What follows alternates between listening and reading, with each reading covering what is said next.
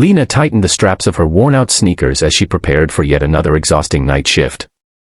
The fluorescent lights of the hospital corridors had become more familiar to her than the warmth of her own home. At just 23 years old, her dreams of becoming a doctor had been crushed under the heavy weight of student loans and family responsibilities. Nursing was the only path she could afford, and even then, every paycheck seemed to disappear before she could breathe. Rent, groceries, her younger brother's school fees, life had cornered her, and yet Lena's spirit refused to break. Tonight was different, though. Rumors whispered among the staff about a new patient admitted into the VIP wing. Some said he was impossible to deal with. Others claimed he was just a bitter old man waiting to die. His name was Mr. Edward Harrington, and from the very moment Lena stepped into his room, she knew the rumors hadn't captured the full truth. He was frail, yes, his face etched with lines of time and sorrow. His eyes, however, were sharp, filled with a kind of weary authority that seemed to command the air around him. He sat propped against a pillow in his hospital bed, his three-piece suit impeccable despite the 4 tubes attached to his arm.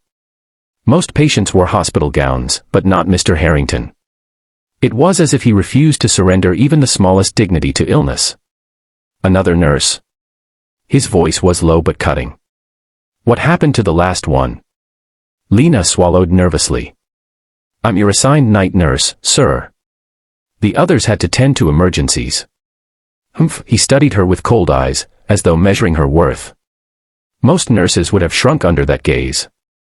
Lena, however, simply adjusted his foredrip and smiled gently. I'll be here if you need anything. Try to get some rest. For a long moment, silence filled the room. Then, unexpectedly, Mr. Harrington spoke again.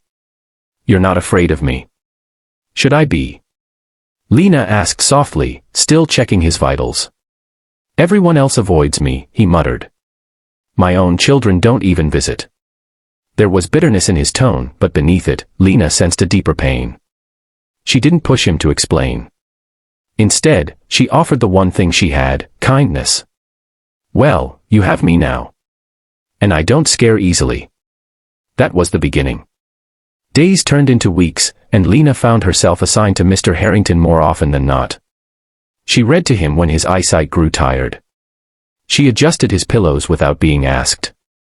She listened when he spoke about his late wife, the loneliness that gnawed at him, and the regrets he carried like stones in his heart.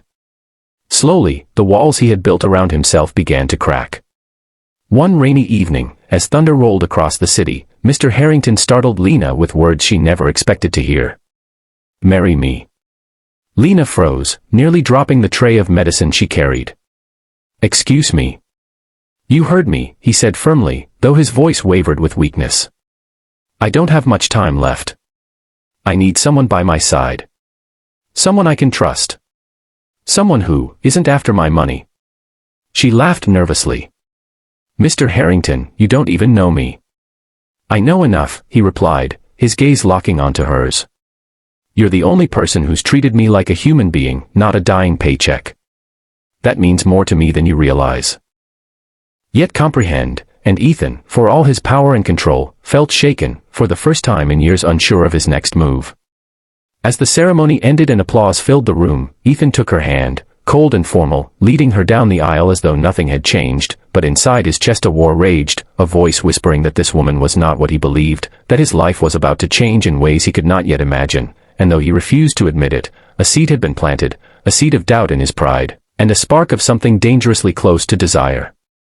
And thus, their story began, not with love, not with trust, but with a clash of wills, a collision of pride and hidden strength, a marriage born of suspicion yet destined to unravel secrets that would shatter everything Ethan thought he knew, leaving him to wonder if perhaps he had not been tricked at all, but blessed in disguise, though his heart was not yet ready to see it.